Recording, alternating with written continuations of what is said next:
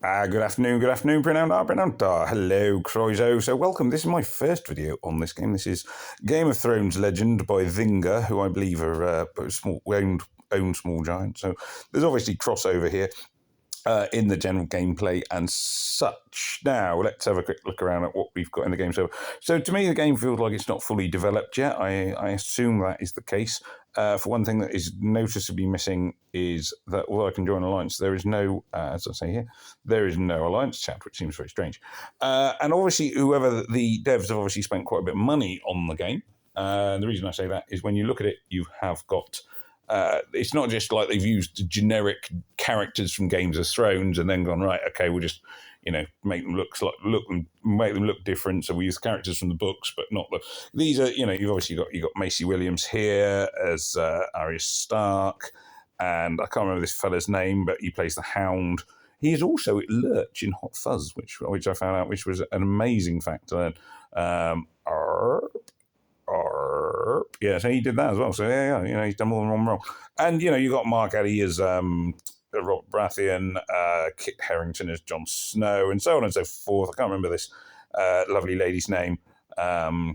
She's been in a few things. Very so they've obviously spent the money. It's obviously linked to the TV series, the I want to say franchise, but I'm not sure that's the word.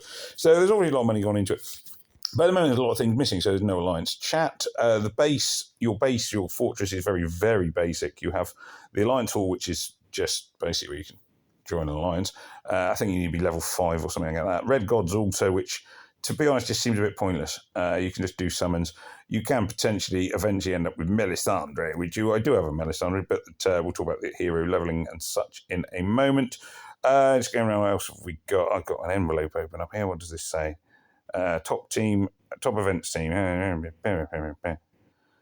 to run in chain about all the bastards. Here are the okay. Here are the top teams. So, okay. Okay, I don't actually understand what any of that's about. Right, then moving on, we've got Fortune. There's no swearing in this game. If you view I'm just trying to be careful here. The bastard word as a swear word is not really in the modern context. And in the context of this game, it's used literally. Some people don't like it, which is why I'm being a bit careful saying it. The one thing I do love about Game of Thrones is that the TV series is full of swearing, and it's almost completely absent here. So this is my team. Obviously, I'm Farmer Ben because I'm going to be the same thing. I use this avatar of the Hound because me and him identify on many levels. I do have other avatars I can use, but I'm not going to. I am in an alliance, but like I say, there's not really any chat. It's very hard to know where the alliances are.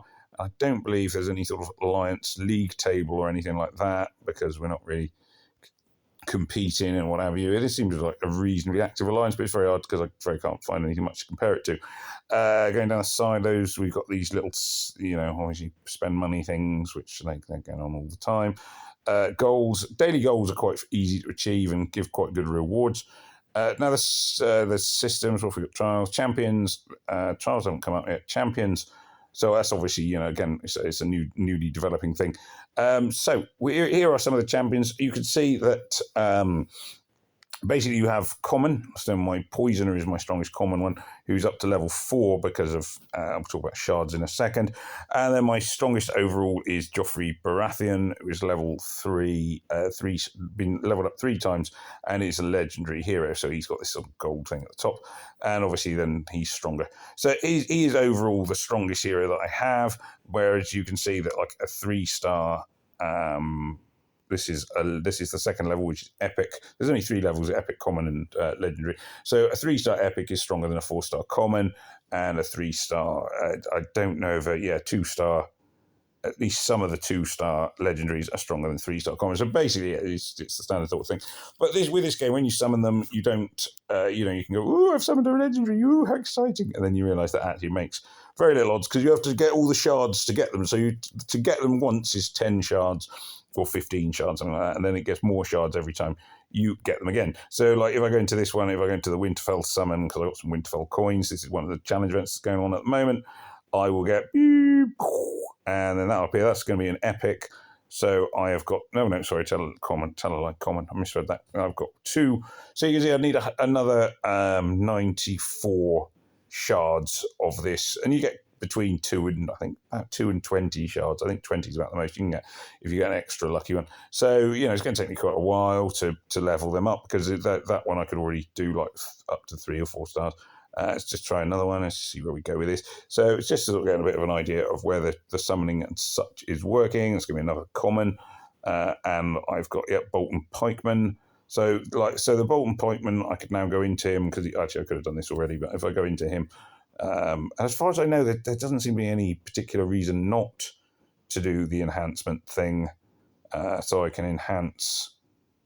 So enhance means that you get an extra star on them. So now, like Jon Snow, King of the North, is now he is now level 2. So he might come in handy. I might use him in a little bit, because I could do with a better 2-star, better blue hero, to be fair.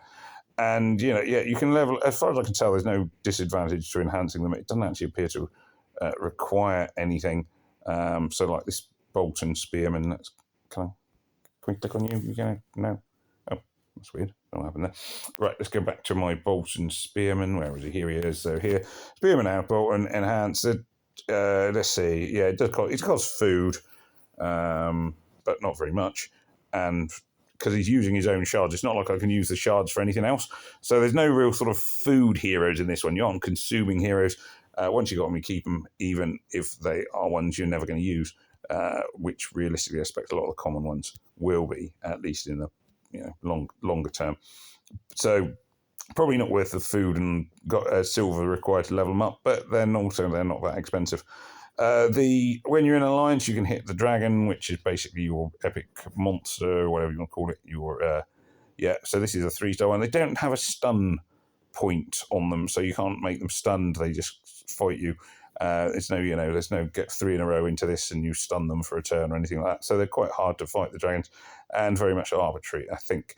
There is a story mode, which is not particularly great. Well, I'd say it's not particularly great. It's not particularly...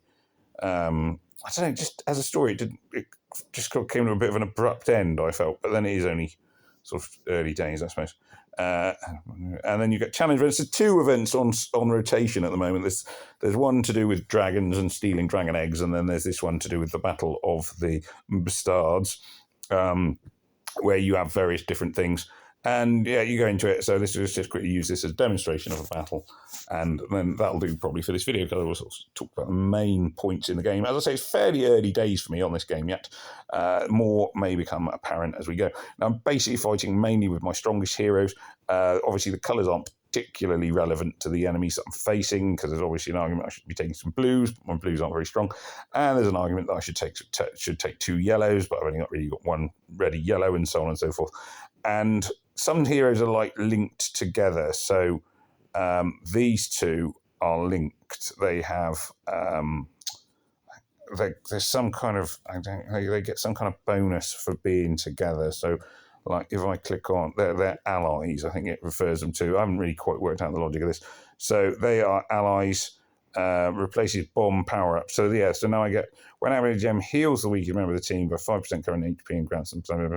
So we get an extra bonus, which is quite nice, because I've noticed these things appearing as I was going on. So that's actually quite useful to have a little healing thing, especially as the harder levels of the campaigns are rather tricky, or get your health becomes rather an issue, I have found. That said, I don't think that at the moment it seems to be going really reasonably well, and since the last time I did this event, I've managed to level up several of my heroes a few times, so that's quite good. So if you do a 4 in a row, you get one of these little things. They probably do have a push name, but they do like a laser, like a guided attack, and hit one of the enemy wherever they might be on the screen. Now you can do auto. I'm not going to here, but you could do 2 times. The game is more based around your number of turns than your overall speed. In terms of challenge events. So like I can talk, and I'm not taking, it's not like I have to try and do it as quickly as I can. It's more like the number of turns you get is what counts, which I think in a lot of ways is probably a bit more fair than making it down to a rush. And you probably may have noticed another thing I forgot to mention is there's no battle items. So you can't just go pew, pew, pew, pew, pew, pew, or you can't use like mana potions just to get somebody super ready, super quickly, and so on and so forth. So it really is all down to to the heroes you have and how well you play the board.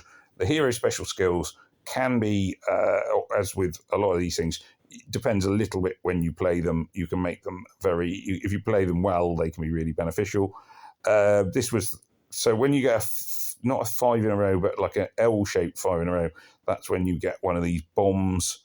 So you can see the bomb. I can't press on it. If I press the box, just above the box, let's see, you can see I'm tapping by where there's a blue tile. Just below that, there's one of the bombs. Normally they just blow up. This one will still blow up, but it will also heal people in theory. So boom. I think it healed up my Theon Greyjoy a little bit. Lily Allen's brother, apparently, this fella. Which, I hate to say it, does smack a bit of nepotism. Marjorie Terrell, she's a healer, which is quite handy because I've not had a healer before. Just case of who I've had, what I've got, etc. Bit of a, he did very well. He was all right in Game of Thrones, but I'm not a massive fan of everybody in Hollywood and whatever. Actually, I don't know, Hollywood's not quite as bad as the UK TV, but everybody knows it's like he's so and so's son, he's so and so's daughter, and it's not that they aren't necessarily good, but you sort of wonder about how do people who aren't so and so's son or daughter ever get on. Anyway, there we are. That's the world, and it's not going to change. But there we go. Pew pew pew. The king there, Joffrey. I mean, obviously in the TV series, Joffrey Baratheon is effectively useless. Whereas here he's actually quite a good hero, so he does quite a reasonable amount of damage. My strongest hero overall, though, is, as I say, Tormund. Actually, no, Tormund is not as strong, but his special attack is a lot more effective. So you see Tormund's boom, he nearly finishes one of them off. It will finish one of them off, and the other, what's his name, Joffrey, doesn't do so much damage. There's probably a linked effect with his, which I haven't, as I say, I haven't got the hang of the heroes or the game or anything much else yet. But that's it, really. So it's a bit different. You get points for HP. Supply crates are those things you can break, which is, I'm not really particularly talking about. It's just sort of general demonstration of the gameplay. So at the moment I'm intrigued. I think it's got potential. As I say, you can make it. It's sort of based on a system wherein you can do plenty of summons all the time. So there's lots and lots of summons you can do, but they are not necessarily great for returns. And you've got different kinds of summon tokens which you pick up quite readily. So like this one, because what I've been thinking is I'll probably focus in on one. Like if I've got a hero, I'll focus in on them because that seems the most sort of sensible way to do things. Lannister Spearman, no, just regular. So so I like focusing on upgrading this guy over and over and over again because I'm more likely to, as I say, you need a lot of shards to get them up to any sort of high level. So to do that, I just keep doing the same summons rather than going for lots of different summons. So like I haven't done any summons with this one and I could use the same tokens I just used. Or this one, Melisandre, you get her weirdly, like I say, you get her from the, what do you call it? The Red God's Altar. Stannis Baratheon and Davos Seaworth, one of my favourite characters in it, the Onion Knight, should be a legendary, really. And then you're down to your sort of regulars there. So there we are. We remains to be seen, really. But at the moment, I'm quite enjoying it. I'm quite intrigued, and hopefully it will turn out to be a bit of fun. As I said, it was on my last video. For any of you who was watching that one, I have got quite bored with puzzle combat, and I'm looking for a new thing to do. So there we are. Anyway, so as ever, thank you very much for watching. Do please remember to like, share, comment, and subscribe. It just remains for me to say, au revoir, goodbye, and may death come swiftly to your enemies.